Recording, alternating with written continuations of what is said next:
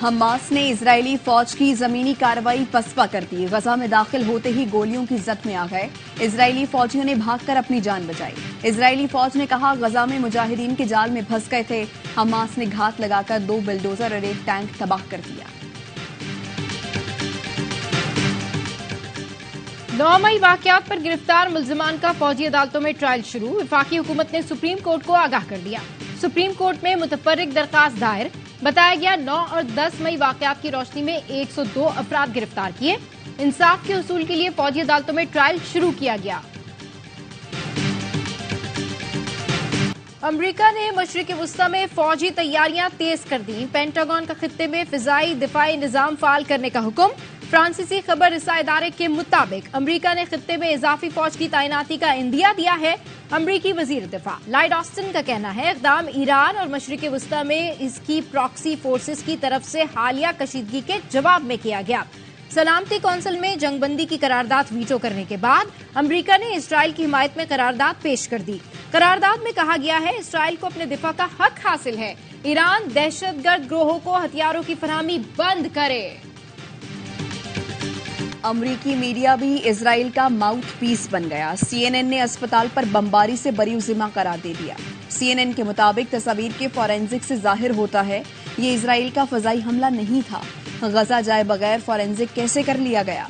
रूसी मीडिया का कहना है अस्पताल पर बमबारी इजराइल ने की। इजराइल झूठा प्रोपेगेंडा कर रहा है कि अस्पताल पर हमास का रॉकेट गिरा। रूसी वजीर खारिजा ने कहा, अमेरिका गजा की सैटेलाइट तस्वीर सामने ला सकता है। बाइडेन से कोई सैटेलाइट तस्वीर की बात क्यों नहीं करता? जाती उम्रा फिर मुल्की सियासत का मरकज बन गया। वतन वापसी के बाद नवाज शरीफ ने सियासी सरगर्मियां शुरू कर दी। साबिक वफाकी वजीर कानून आजम नजीर तारड़ और साबिक वजीर खजाना इसाक डार ने नवाज शरीफ से मुलाकात की। मुल्क की सियासी सूरत हाल और कानूनी उमूर पर गुफ्तगू। नवाज शरीफ ने वापसी के बाद ज्यादा वक्त रिश्तेदारों से मिलने में गुजारा। ANP के रहनुमा गुलाम अहमद बलोच नवाज शरीफ से मुलाकात के लिए जाती उम्रा आए। मुलाकात की इजाजत ना मिली तो वापस चले गए। पीपल्स पार्टी की तरफ से नवाज शरीफ को खुशामदीद कहता हूं। फैसल करीम कुंडी की सवाल ये है में गुफ्तगू। कहा, नवाज शरीफ कल के जलसे में बदले से लगे। पहले कहते थे कि 5 लोगों को माफ नहीं करूंगा। कल कहा बदले की तमन्ना नहीं। तकरीर में बहुत सारी चीजें गायब थी। इलेक्शन के इनेकाद पर जोर नहीं दिया। नवाज शरीफ ने कल अपनी CV पेश की है।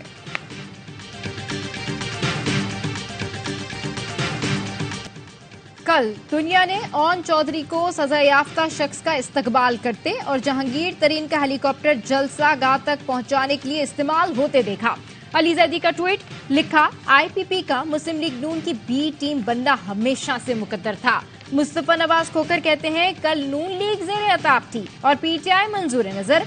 आज नून लीग मंजूर नजर है और PTI ज़ेरे अताब। ये दायरों का सफर पिछले 75 साल से जारी है।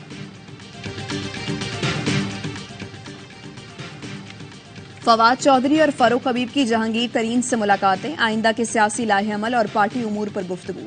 फरूख हबीब को इस्तेहकाम पाकिस्तान पार्टी में अहम जिम्मेदारी सौंपने का फैसला किया गया। गुलाम सरवर की इस्तेहकाम पाकिस्तान पार्टी के मरकजी रहनुमाओं से मुलाकात।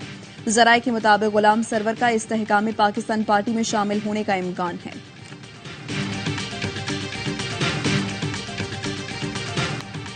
एमकेएम पाकिस्तान ने नून लीग के साबिक वज़ीर खजाना मिफ्ता इस्माइल को एमकेएम में शमूलियत की दावत दे दी। फारूक सत्तार कहते हैं, मौजूदा हालात में अच्छी टीम बनाना जरूरी है। मिफ्ता इस्माइल से मुलाकात में कौमी एजेंडे पर बात हुई। मिफ्ता इस्माइल ने कहा, वो सोच विचार के बाद कोई जवाब देंगे।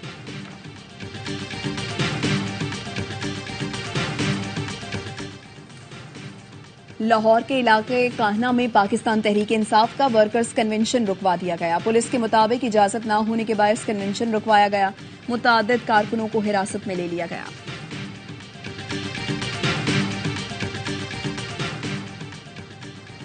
कौमी फिजाई इदारा PSO के वाजिबात अदा करने में नाकाम। ईंधन की फराहमी बंद होने के बाद PIA का फ्लाइट ऑपरेशन बंद हो गया। 81 में से 4 परवाजें उड़ान भर सकी। कौमी एयरलाइन को 70 करोड़ का नुकसान। तर्जुमान PIA का कहना है, बैंक बंद होने की वजह से अदायगी नहीं की जा सकी। PSO का कहना है, फ्यूल की फराहमी बंद नहीं की। जिन 39 परवाजों की फहरिस्त जारी की उनको फ्यूल फराहम कर दिया था।